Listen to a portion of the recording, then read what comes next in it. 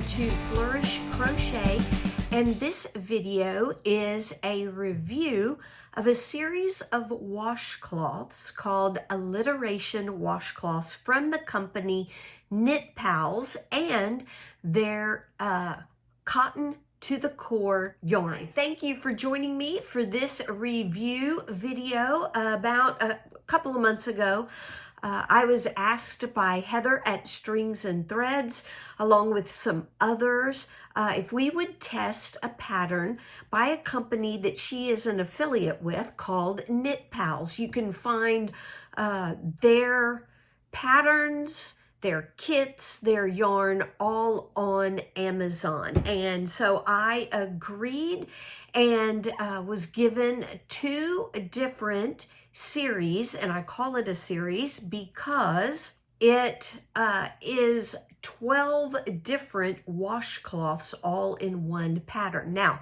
they may not be selling them on Amazon that way. They may decide to split them up.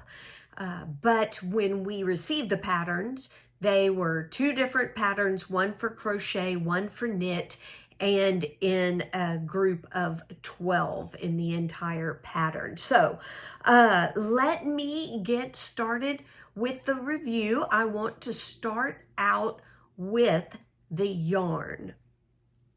So the yarn is called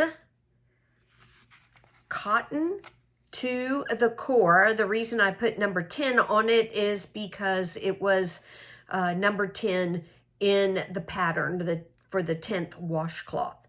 And so that is why I put that there. It is a, gosh, need my glasses on. Okay, I need my glasses on. Had a hard time trying to find all the details on the label, but it is a DK weight yarn. It is 78% cotton and 22% acrylic. And it calls for a 3 to 4 millimeter hook. And these are 50-gram balls, and there is 142 yards on each skein, each ball. So the yarn is very nice, very soft to work with. It is a very interesting construction. When I got the yarn, I was a little skeptical. First of all, it is a yarn from China. I've never worked with a yarn from China, but I actually really enjoyed working with this yarn. But the reason I started out a little skeptical is because it has got, I don't know if you can, well, yeah, over here. There you go. You can kind of, on this side where my thumb is, see that there's a little bit of fuzz, a halo to the yarn. I thought that was so interesting.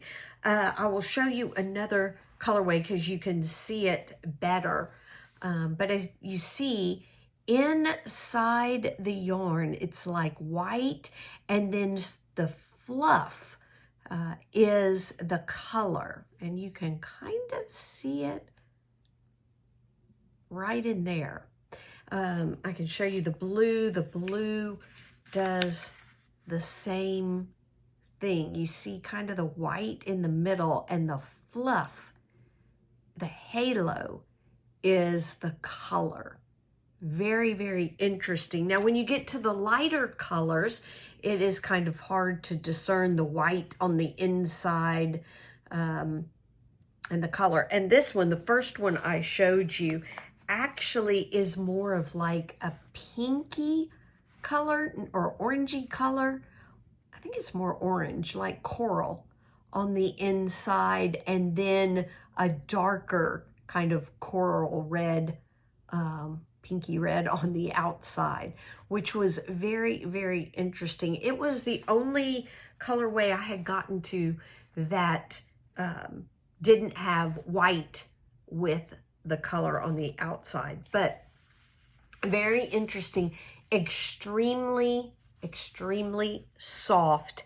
I think to me, and in fact, Heather mentioned it, is that because of this fluff, this halo, I think it would make a great wearable. I have a hard time, even with super wash merino wool, wearing wool up against my skin, especially where I bend my arms or around my neck and under my arms, that kind of thing, wherever there's bending motion, and it tends to itch me. My skin is a little sensitive to that. But if I want that kind of halo wool looking effect, but in cotton, and also make something cool, but yet with the acrylic can also transition into the cooler weather where you want to wear something warm, I think this would be a perfect yarn. And it is DK weight,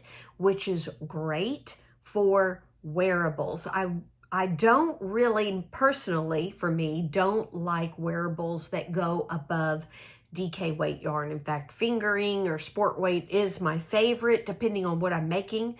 But I think this would be a great yarn for wearables. It's not bad for washcloths either, let me say, but I just think it would really be great for wearables, and very, very, very soft. Very nice to work with. I did wash and dry all of the washcloths, and I blocked a few, and then I also used the other ones that I made. I just got them wet in the sink and wiped my countertop off. You'll see this video of where I am just trying out each different design in the kitchen to see, how they work up and how I think they wipe down the counters. I did not use them in the shower, but just tried them out in the kitchen. And then I let one of them dry, just hang to dry in the kitchen to see how that worked out. So my thoughts on the yarn is that it does wash and dry. I washed on a cool setting. On my washing machine, I have cold, I have warm, but then I have this setting in between called cool. So a combination of both. That's what I normally wash in, unless it is like the towels we use in the bathroom or in the kitchen. I will wash them on warm, but these I put in just cool. They did great. I tumble dried on low because that's where I keep my setting for everything, and they dried nicely, did not shrink or anything like that in the wash or in the dryer. I did block 2 of them so that you can see the beautiful design when I get to the pattern, and so I just only washed those. And then, as I said, after testing them out in the kitchen, I did hang one to dry afterwards instead of putting them back into the dryer. So I want to show you the ones that I blocked. You can see the pattern, which I'll talk about in just a minute. But this is one of the designs, and as you can see, it blocks up very nicely. This is another one of the designs. The color combinations are beautiful. Obviously, you don't have to do the color combination. If you, even if you buy the kit, you can combine the colors that come in the kit the way you want, or use your own yarn and combine colors together. But they block up very nice, very pretty designs that would make great gifts. And so, yeah, so let me show you one that I did not block. And this is one that I did not block. I just washed and tumble dried, and it still turns out pretty nice. Obviously, you can see it does curl a little bit more than one that is blocked. In the corners, they curl a little bit, come in a little bit here on the stripes, but really overall, they washed and dried. These are all ones that were in the dryer really nicely. And so, yeah, so blocking obviously makes them look really nice if you're going to give them away as gifts, but if you're going to use them in the house, they wash up and they dry very nicely. Even the one that I let dry by hanging it over my the tap, or actually, and then I have a dishes drying rack. I kind of hung it over there, and it's a little bit stiffer compared to like one that I put in, like this one that I put in the tumble dryer. It's got a little bit of stiffness. Some of that is the stitch pattern, and but a little bit, but not, I was surprised, not very much. My favorite yarn for washcloths has been Hobby Lobby's I Love This Cotton, but the monkey red and monkey brown colorways that look like this. And these, I love this for washing up, but they do dry stiff. So like if I lay them over my sink and come back like the next morning and they've dried out as they were laying over the divider in my sink, they are very, very stiff. Now, some of it could be because I did not use a small enough needle size. And, but yeah, now other Hobby Lobby cotton, I have got a washcloth that's just plain I Love This Cotton, and it has dried very nicely, not stiff. But this KnitPal's Cotton to the Core did not dry stiff at all after just letting it air dry on my sink, at my sink. So really like the yarn quite a bit.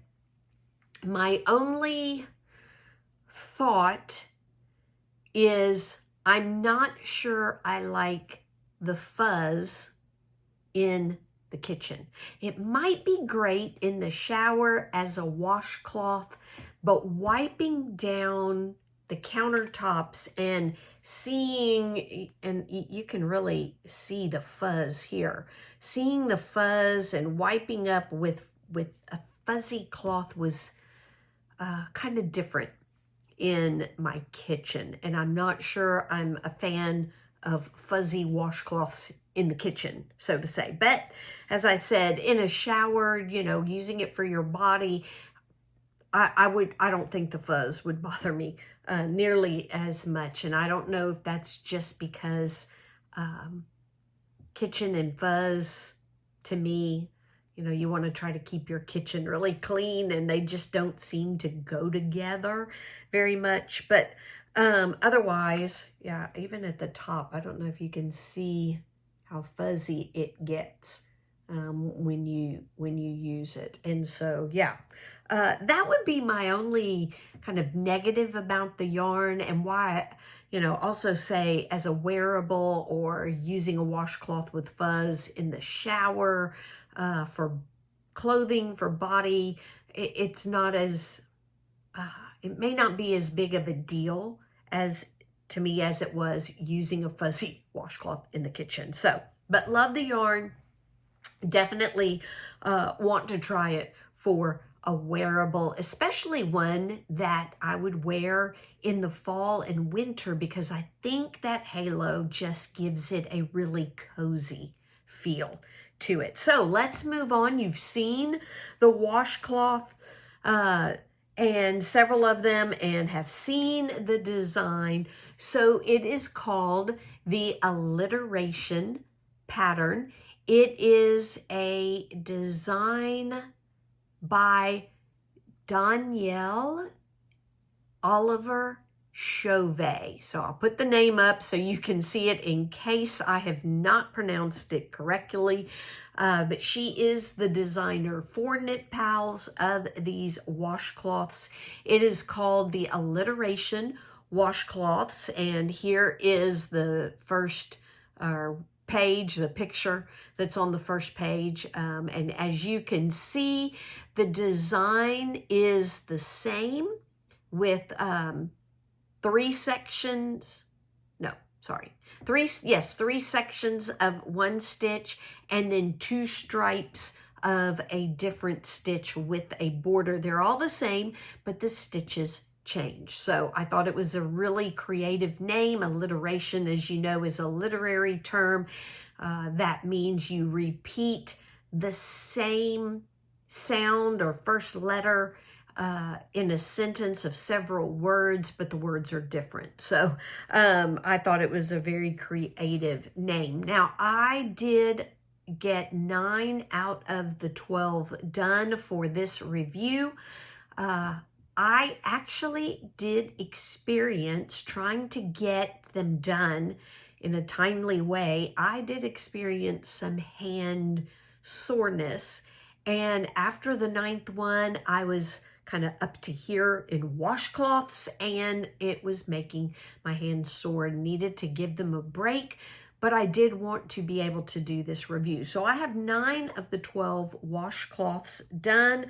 This is not the order that I did them in, although I do know that I did this one first. This was the first design, and you can see that it's got some post stitches. They actually drop down 2 rows below. Really pretty stitch in here for the stripe. I did learn quite a bit of, or the names of quite a bit of new stitches when I did this. And I do know that, or I think I do know, let me double check on the pattern. I think this one was, oh no, this was not the second one. I think this one. Nope, where'd it go? Anyway, I thought I had the second one. Here it is, this one that I used in the kitchen and dried. That was the second one. And I will say that, so the pattern is an intermediate pattern. They asked us to use a 3.75. Again, I'm checking to make sure I'm telling you right. Yes, an F hook, or 3.75. Well, I have a set of hooks they're Tulip brand hooks, so by Tulip, and they don't come in a 3.75, so I used a 4mm hook for all of my patterns. I am a pencil grip holder, and I think Tulip works great for pencil grip people. And so, yeah, so anyway, I used a 4mm hook, but all of the patterns were given an intermediate level to them for the entire set of 12. But I think they vary. I think some of them are definitely intermediate, some a little more advanced, and some would be great for an adventurous or advanced beginner. None of them were really on the beginner level, but for a beginner who wants to learn more stitches, grow in their knowledge, and grow in their skill level of crochet, some of the patterns would be great for that. But I will say that the first 2, maybe 3, let me see what the third one is. No, just the first 2, I really thought they definitely were intermediate or maybe a little more advanced, because you had to drop down to 2 rows below, and in some ways it wasn't real obvious, like, do you put your hook all the way through? Do you just go through the, there wasn't really a front loop to go through. It made it a little more confusing, and the first one was definitely more of an advanced, kind of intermediate to a little more advanced stitches. But one of the things that I did suggest to KnitPals was that if they put more pictures in, close-ups of like where you put your hook, and a little more instruction for where to not put your hook, then that would be very helpful. Even maybe a link to some video tutorials, but definitely more pictures would be helpful. This design right here, though, I thought was very advanced because of these where you had to put your stitches, and I thought, although it was great when I got to the stripes, it was a little bit of a break. It was more of a difficult, and maybe more difficult on my hands. Plus it was a washcloth that I did a lot later. But you can see it turned out to be such a beautiful design on there that it was well worth the effort. And so those were probably what I would say two of the hardest patterns. I'm getting kind of the negative out of the way, although I hear that when you talk about something, you're supposed to give the positives first. But let's get through with the ones that were maybe not my favorite. To either crochet, this next one was just not my favorite finished washcloth. It is a beautiful design, but it used all extended single crochet, and you can see I ran out. It's the only one that I ran out of the color, the orange. So the one before, you always use, the way the patterns worked, if I can find it here, I think it's this one. Yes. So in this one, the main color was here, and then the stripe was the orange. So in the, oh, this goes the way it goes. So in the next pattern, then you start using the color you used for the stripe for the main color of the next pattern. And that is why I ran out. I had used it for the stripes on this one and then ran out of it because as you can see, it turned out, so here's comparison of size on this, and this actually turned out a little bit bigger than some of the other ones. So here's a little bit smaller one, and you can see the huge difference in size using the extended single crochet. Now, maybe I just did it a little looser, but it turned out really big. And it also turned out, you can maybe kind of see, I don't know if you can see my hand in the background. I don't really have, I guess I have a lightweight shirt on, but you can see through it. It stretches a lot. You can see through it more. It is a little more holey than I like washcloths to be. I did a crochet one time with like fan stitches or shells, and I did not like, I actually tried to use it in the shower. This is while we were living in South Africa, and didn't like it at all. So this one turned out just to be a little too big and too holey for me. But it was the only one, the only design that I was not really a fan of. And even though the first ones that I showed you were difficult, they really turned out nice. They really worked well in the kitchen to wipe up the countertops and everything. So yeah, so anyway, love the designs. This stitch was one of my favorites. Oh wait, it goes this way. This stitch was one of my favorites, and I love this waistcoat. They called it in the pattern a knit crochet stitch, or the waistcoat stitch.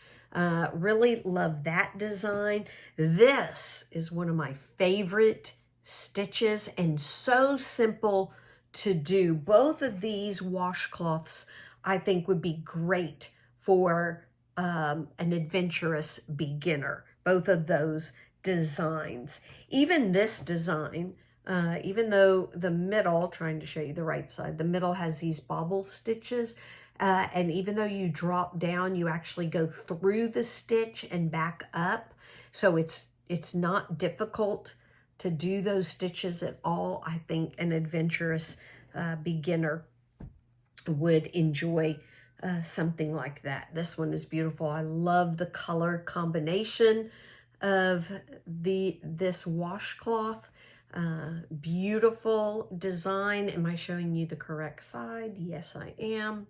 Some of them are just a little bit different front to back. Some of them are quite a bit different. So like this one, you've got these post stitches going down. They're not on the back.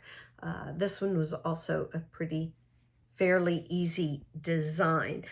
One of my favorite things, oh, and this one, this is just a great washcloth design. I love this stitch. It is is it moss? Anyway, it's a great design for a washcloth, and very squishy design on that one. Oh, I'll show you, let me see if there's one that really stands out.